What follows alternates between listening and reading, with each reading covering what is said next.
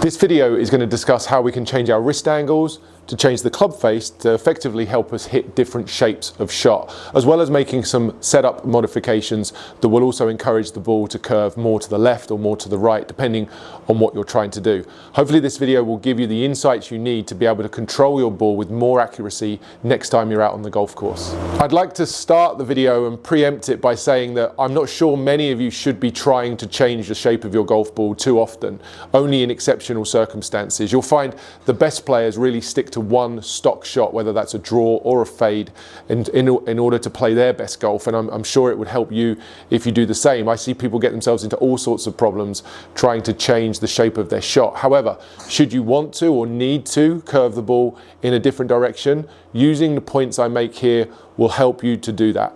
Let's start out with the wrists, what they do, because they control the club face, and ultimately club face control here is king.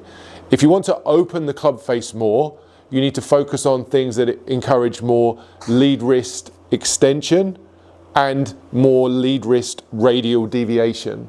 So those movements are the upward hinging of the wrist in this motion, this radial deviation. That movement will keep the face more open. And at the same time, if you extend the wrist, which is moving the wrist in this fashion here, that's also going to encourage the face of the club to be more open. So radial deviation and extension are opening pieces. And the opposite would also be true. If I move the wrist in this downward fashion, or raise the wrist joint up like this to move the club down, this ulnar deviation, that's the name of this movement anatomically, ulnar deviation helps to close the club face slightly. At the same time, if I flex the wrist, flexing the lead wrist is moving it in this direction, now the palm's facing up, that's flexion, that would also have the effect of closing the club face to the shaft. So ulnar deviation and flexion will help you close the club face.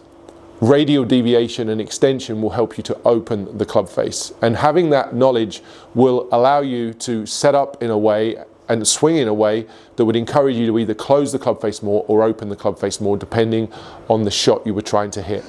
So if I wanted to set up to hit more of a fade shot, I would make some modifications to my standard setup. Number one, I would move the ball further forwards in my stance. The further forward I have the ball, the closer I get it to the lead shoulder, the more likely I'll be to be swinging straighter into the ball or even slightly from out to in. That would be good for a fade shot, something where I want to work the ball from left to right. At the same time, that would also encourage less shaft lean, so I'd want to have the handle back a little bit more. This would add more extension into my lead wrist, which I've already talked about. And finally, I'd set up with the handle down lower, pushing the handle down lower so the toe of the golf club's ever so slightly off the ground. These setup pieces would be setting me up for more of a fade shot. My ball would be less likely to draw here. Now, as I swing, I also want to incorporate some sensation of retaining some extension in the wrist. So there's a twisting that happens about the shaft on every single shot you hit. And how you twist this club will ultimately affect how you deliver the club face to the ball. For someone trying to hit a fade or a slice around a tree from left to right, I would need a golfer to understand they have to have more lead wrist extension as they swing back and as they swing down in order to deliver a club face that's slightly open to the path. We need the club face to be open to the path. One thing I always think about when trying to hit a fade is as I hit through impact, my sensation is that I'm keeping the handle down, I'm moving the hands around me more, I'm not going down the target line, I'm moving the hands around me more, keeping the handle down and keeping the club face looking up to the sky. These are the feels I have when hitting a fade. I often also have that sensation of just holding the club off, trying to delay any release that might take place. But if I've set up with the right adjustments here for a fade, moving the ball position forward, having the shaft more vertical and having the handle more down, now I can sense if I swing across this ball, it should move from left to right. My typical stock shot is a draw. Hitting a fade is a little less common for me to do. That was more of a pull. It faded an absolute tiny amount. It was a slight pull, faded back towards the target, but very, very little. It was almost a straight pull. So I didn't quite put enough of the open club face pieces in there. But if I was trying to hit that ball in from the left side of the green, I'd be reasonably happy with that outcome. I haven't sliced it past the target. I've managed to control the ball flight there reasonably well. My wrist angles are conducive to drawing in my standard swing. I have wrist angles that want to draw the ball, and so hitting that fade shot is a little bit more of an effort for me. If it is the same for you, then you're going to need to exaggerate the extension feel in the backswing, getting the toe of the club more up as you swing back. I'll go ahead and hit one more of these fades. Got the ball forward, got the handle back and down. Now as I swing through, I really want to feel like I keep that extension in my lead wrist.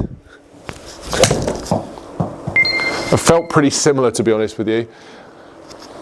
Didn't really curve back much for me either. I've really got to exaggerate that feeling.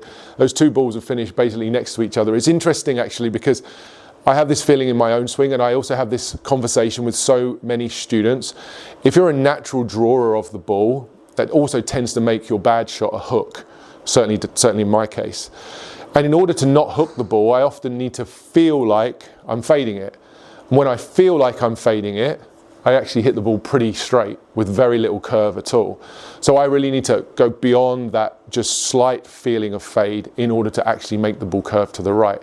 Something to think about: if you're a drawer of the golf ball, the fade feel would also incorporate and help you hit the ball straighter. And equally, if you're a slicer of the golf ball, the opposite's true. If you learn how to hit a draw or a hook, those feels will actually just help you to hit the ball much straighter.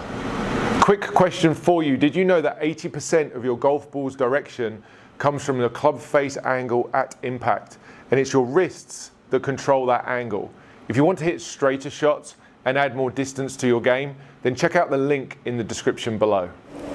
You'll notice from the hack motion data on that last swing that my wrist angles are still falling into that green zone, meaning I'm really maintaining very good wrist angles despite the fact I'm trying to open the club face. Once again, that's really just a testament to my swing and the training I've done, that my wrist angles are fairly unconscious. So I'm not going to let this go without hitting one that's going to fade. So I'm going to really open the face on this one, add a lot more extension with the other modifications at setup that we talked about. Ball more forward, so I'm going to be swinging a little bit more left by the time I hit the ball. Let's make sure that this one fades. Yeah, that one definitely had more right to left curve on it. I could feel it as soon as it left to right curve, sorry. I could feel it as soon as it left the club face. You'll see that on the screen. A ball just finally curved to the right. So those are the changes I would make if I was trying to fade the ball. Now let's do the opposite if we're going to try and make the ball draw. So that would be putting the ball further back in my stance, first of all. The further back in my stance I have the ball, the more likely I am to hit it while I'm still swinging from in to out. And then at setup, I'd do the opposite to the fade swing. I'd have the handle more forward and the wrist more up. I'd start in this position, and as I hit, I'd try to maintain this position. The handle more forward, so there's more shaft lean, and the handle more up. That's closing this club face to the shaft, making it pretty much guaranteed that this ball is going to curve from right to left. I hit it a little bit thin, a little bit off the bottom, but you'll see that shape is very clearly there, that right to left shape. And if I had to really curve the ball more from right to left, I'd just exaggerate those pieces. So I'd put the ball more back in my stance, which would help me to swing more from in to out. I'd close the face, put the handle forward and up at setup as much as I could. Now, if I can keep those exaggerated pieces in there, I'm going to find that this ball should have a lot of shape to it. So if I was moving this around an obstacle or a tree, this could be something that would be very, very useful for you. So swinging more into out by virtue of the fact that the ball's back in my stance, you can see that ball's curved excessively to the left. Again, a shot that you may need to use at some point to get you out of trouble. Having said all of that, I really do want to reiterate what I said at the beginning of this video. I don't think changing the shape of your ball flight is something that you should really do at all. Certainly not unless you're a very skilled golfer. But finding one direction, one common shape that you hit the ball can be very advantageous. And I would encourage you to stick to that stock shot. Should you need to change the shape of your ball for very rare circumstances, to curve it around a tree or an obstacle, then by all means do experiment with these ideas next time you're at the driving range. But the best golfers play with a stock shot. They hit the ball the same each time, whether that's a draw or a fade, doesn't matter, just as long as you find your stock shot and you stick to it. I hope you found some of the information there useful regarding how to set up and use the wrists in order to change this club face and ultimately to change your shot. If you'd like to learn more about how to train the wrists for better golf, then there's a link in the description of this video that will take you to further wrist training videos by me for Hack Motion.